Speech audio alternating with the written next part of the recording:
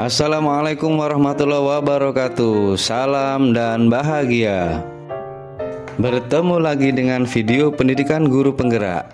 Saya Dedi Prabowo, CGB 07 PGP 08 dari SMK Negeri 4 Probolinggo. Alhamdulillah, saya telah tiba di penghujung modul 1 di akhir modul 1.4 dalam koneksi antar materi. Dengan tujuan pembelajaran khusus, CGP memahami keterkaitan konsep budaya positif dengan materi pada modul 1.1, 1.2, dan 1.3. CGP dapat menyusun langkah dan strategi yang lebih efektif, konkret, dan realistis untuk mewujudkan budaya positif di sekolah. Pada tahap ini, kita diajak untuk meninjau ulang keseluruhan materi pembelajaran di paket modul 1 dan membuat sebuah koneksi antar materi yang sudah kita pelajari selama ini, dan juga saya akan membuat sebuah kesimpulan dan refleksi. Baik, mari kita mulai.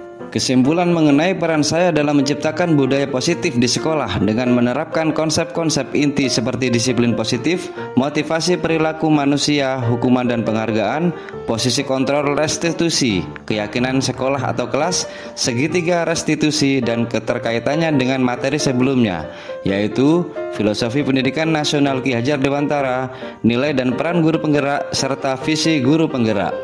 Dalam penerapan disiplin positif, guru dapat berperan sebagai fasilitator dalam menerapkan disiplin positif di sekolah untuk membantu murid mengembangkan keterampilan sosial, mengelola emosi, dan mengembangkan tanggung jawab pribadi. Guru juga memiliki peran penting dalam memotivasi perilaku murid dengan membantu murid memahami konsekuensi dari tindakan mereka dan memberikan arahan positif untuk merubah perilaku negatif dan meningkatkan motivasi belajar murid. Guru juga dapat memainkan peran penting dalam membantu murid untuk memahami pentingnya mengambil tanggung jawab atas tindakan mereka sendiri melalui proses kontrol restitusi, memberikan kesempatan kepada murid untuk memperbaiki kesalahan mereka, belajar dari kesalahan, dan memahami dampak yang ditimbulkan oleh tindakan mereka. Dalam menguatkan keyakinan kelas atau sekolah, guru dapat berperan sebagai penggerak dalam membangun keyakinan murid terhadap potensi mereka sendiri dan mengembangkan rasa percaya diri dengan menciptakan lingkungan yang mendukung, menghargai, dan mendorong kerjasama. Guru dapat membantu murid merasa termotivasi dan percaya diri dalam menjalani proses pembelajaran. Jika dihubungkan dengan materi sebelumnya dalam mengimplementasikan konsep-konsep ini, guru dapat memanfaatkan pengetahuan tentang filosofi pendidikan Ki Hajar Dewantara, nilai dan peran guru penggerak, serta visi guru penggerak dengan mengaitkan gagasan-gagasan tersebut ke dalam pendekatan untuk menciptakan budaya positif di sekolah.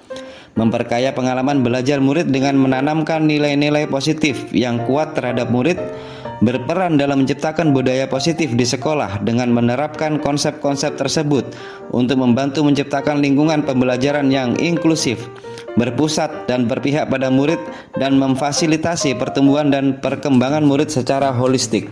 Pemahaman saya tentang konsep-konsep yang telah saya pelajari mengenai disiplin positif, teori kontrol, teori motivasi, hukuman dan penghargaan, posisi kontrol guru, kebutuhan dasar manusia, keyakinan kelas, dan segitiga restitusi. Disiplin positif adalah pendekatan dalam mengelola perilaku murid yang berfokus pada membangun hubungan yang positif, mengajarkan keterampilan sosial, dan memberikan penghargaan yang memperkuat perilaku yang diinginkan. Pendekatan ini berupaya untuk menghindari hukuman yang keras dan mempromosikan pembelajaran yang inklusif dan kolaboratif.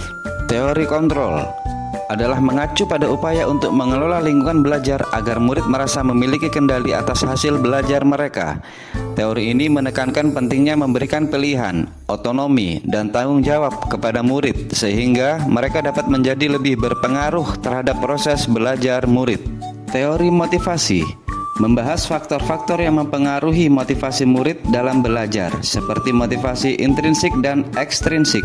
Tujuannya adalah untuk memahami bagaimana murid dapat lebih termotivasi dalam mencapai tujuan belajar mereka. Hukuman dan penghargaan adalah strategi yang digunakan dalam pengelolaan kelas untuk mengatur perilaku murid. Hukuman digunakan untuk mengurangi perilaku yang tidak diinginkan, sedangkan penghargaan diberikan untuk memperkuat perilaku yang diinginkan. Pendekatan disiplin positif cenderung lebih berfokus pada penghargaan daripada hukuman. Posisi kontrol guru mencerminkan sejauh mana guru mengendalikan lingkungan belajar. Posisi kontrol guru dapat berada pada dua ujung spektrum, yaitu otoriter, guru memiliki kendali penuh, dan otonom, siswa memiliki kebebasan yang besar. Posisi kontrol yang ideal adalah yang seimbang antara mengajar murid mengambil tanggung jawab dan tetap memberikan panduan dan bimbingan. Kebutuhan dasar manusia mengacu pada kebutuhan dasar yang harus dipenuhi oleh setiap individu untuk mencapai kesejahteraan psikologis. Kebutuhan ini termasuk kebutuhan fisik, makanan, air, tempat tinggal, kebutuhan keamanan, rasa aman, kebebasan dari ancaman, kebutuhan sosial, interaksi sosial, afiliasi, kebutuhan penghargaan, pengakuan, apresiasi, dan kebutuhan aktualisasi diri, mengembangkan potensi pribadi. Keyakinan kelas mencerminkan pandangan murid tentang kemampuan mereka dalam mencapai tujuan belajar. Keyakinan yang kuat dapat meningkatkan motivasi dan kinerja murid, sedangkan keyakinan yang rendah dapat menghambat prestasi mereka. Sebagai pendidik, penting kiranya untuk dapat membantu murid mengembangkan keyakinan positif tentang kemampuan murid. Segitiga restitusi adalah pendekatan yang melibatkan 3 langkah penting dalam mengatasi konflik atau masalah perilaku. Langkah pertama adalah menstabilkan identitas, yaitu mengidentifikasi dampak tindakan yang merugikan orang lain. Langkah kedua adalah validasi tindakan yang salah, yaitu memahami alasan dibalik tindakan tersebut. Dan langkah ketiga adalah menanyakan keyakinan, yaitu mengembalikan kerugian yang ditimbulkan. Pendekatan ini bertujuan untuk membangun pemahaman, empati, dan tanggung jawab dalam menyelesaikan masalah. Perubahan yang terjadi pada cara berpikir saya dalam menciptakan budaya positif di kelas maupun sekolah saya setelah mempelajari modul ini adalah: saya menyadari betapa pentingnya membangun hubungan yang positif dengan murid dan rekan-rekan dalam lingkungan sekolah, karena hubungan yang baik merupakan dasar untuk menciptakan budaya positif. Sikap yang bisa saya lakukan dalam membangun hubungan positif adalah mengembangkan koneksi emosional yang kuat dengan murid dan warga sekolah, dengan saling menghargai satu sama lain, menerima kekurangan dan kelebihan masing-masing, mendengarkan mereka dengan empati, dan membangun kepercayaan yang saling menguntungkan. Pengalaman yang pernah saya alami terkait penerapan konsep-konsep inti dalam modul budaya positif baik di lingkup kelas maupun sekolah adalah pengalaman saya sebagai guru seni dalam pembelajaran di kelas mengenai penerapan konsep inti budaya positif adalah saat itu pada pelajaran menggambar poster. Sebagai guru yang mengajar 11 kelas di semua jurusan, saya menjadi fasilitator di mana gambar poster yang merupakan tugas individu, saya kemas prosesnya menjadi kinerja kelompok supaya terjalin kerjasama dalam bertukar pikiran dan pengalaman, berbagi pengetahuan dan saling membantu kekurangan masing-masing. Saya bentuk menjadi 5 kelompok dalam satu kelas.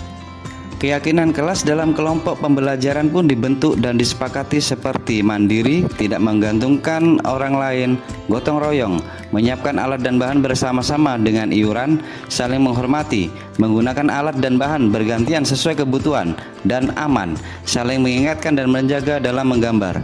Dalam prosesnya, semua berjalan lancar hingga ada 1-2 anak yang melanggar keyakinan kelas yang telah disepakati, seperti bermalas-malasan, tidak menghargai temannya, bercanda yang berlebihan, egois, dan lain-lain.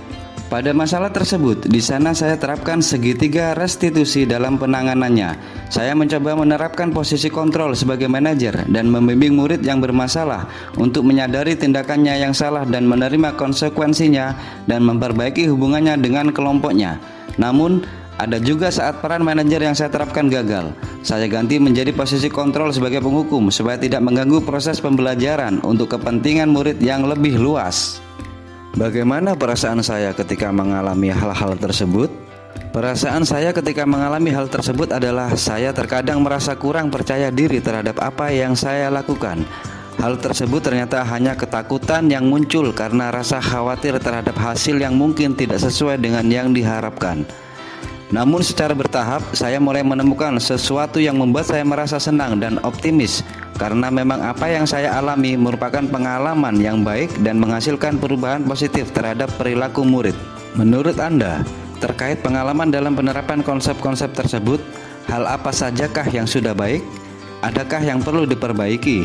Terkait dengan pengalaman saya dalam penerapan konsep-konsep budaya positif tersebut, Hal yang sudah baik yang telah saya lakukan adalah menjadi pemimpin pembelajaran yang berpihak pada murid, mencoba merancang pembelajaran yang berdiferensiasi dan menerapkan keyakinan kelas. Sedangkan hal yang perlu saya perbaiki adalah mencoba memaksimalkan penerapan posisi kontrol guru sebagai manajer. Hal ini mungkin pernah saya lakukan namun baru memahami konsepnya. Untuk kedepannya, karena saya sudah mengetahui konsep posisi kontrol guru sebagai manajer merupakan posisi yang paling ideal dalam penanganan permasalahan murid, saya akan lebih mendalami dan menerapkannya dalam proses interaksi dengan murid kedepannya dengan konsep segitiga restitusi. Sebelum mempelajari model ini, ketika berinteraksi dengan murid berdasarkan 5 posisi kontrol, posisi manakah yang paling sering Anda pakai dan bagaimana perasaan Anda saat itu?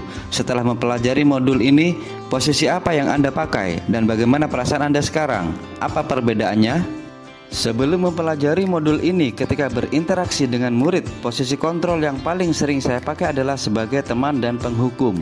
Khusus untuk posisi kontrol sebagai penghukum, perasaan saya saat itu awalnya merasa puas karena mampu mengontrol murid sesuai dengan tujuan saya. Namun setelahnya, beberapa saat kemudian biasanya saya menyadari dan menyesali beberapa hal, yaitu perlukah saya bersikap keras seperti itu? Bagaimana ya sakitnya dimarahi dan dihukum? Ada trauma atau dendam nggak ya? Apakah masalahnya akan selesai dan bisa lebih baik? Dan banyak lagi gejolak dalam hati yang membuat saya merasa tidak nyaman. Dan perbedaannya setelah saya mempelajari modul ini dengan menerapkan penanganan murid menggunakan posisi kontrol sebagai manajer dalam segitiga restitusi adalah hubungan saya dengan murid tetap terjaga dengan baik. Murid lebih tenang dan lebih nurut terhadap instruksi secara bertahap, mulai peka terhadap lingkungan dan mengerti konsekuensi terjadi terhadap segala tindakan yang akan dilakukan. Dan perasaan saya menjadi lebih tenang, lebih semangat, serta lebih optimis menghadapi permasalahan murid ke depannya. Sebelum mempelajari modul ini, pernahkah Anda menerapkan segitiga restitusi ketika menghadapi permasalahan murid Anda? Jika iya, tahap mana yang Anda praktekkan dan bagaimana Anda mempraktekannya? Saya rasa saya pernah menerapkan segitiga restitusi di semua tahapan ketika menghadapi permasalahan murid sebelum mempelajari modul ini. Meskipun belum memahami nama tahapannya dan tahapannya tidak selalu berurutan ketika saya melakukan antara menstabilkan identitas, validasi tindakan yang salah dan menanyakan keyakinan. Saya mempraktekannya ketika menangani masalah murid saat saya berperan sebagai wali kelas. Kebetulan saya wali kelas Prokli Teknik Otomotif dengan berbagai permasalahannya seperti membolos sekolah, menghilang saat pelajaran tertentu, berkelahi, bullying, dan lainnya. Saya lakukan pembinaan terhadap murid baik di lingkungan sekolah maupun di rumahnya saat home visit. Selain konsep-konsep yang disampaikan dalam modul ini, adakah hal-hal lain yang menurut Anda penting untuk dipelajari dalam proses menciptakan budaya positif baik di lingkungan kelas maupun sekolah?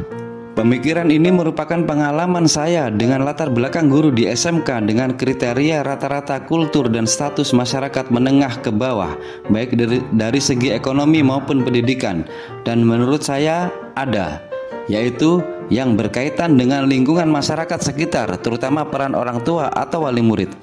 Karena bagaimanapun juga, sebelum murid atau siswa memasuki lingkungan sekolah dan mencoba mengenal serta berbaur dengan budaya sekolah, mereka sudah mempunyai bekal yang tertanam cukup dalam tentang budaya keluarga maupun masyarakat lingkungan sekitarnya, termasuk lingkungan pertemanan. Hal ini akan cukup mudah melakukan budaya positif di lingkungan sekolah jika budaya anak di rumah dan lingkungan sekitarnya kurang lebih sama atau sejalan.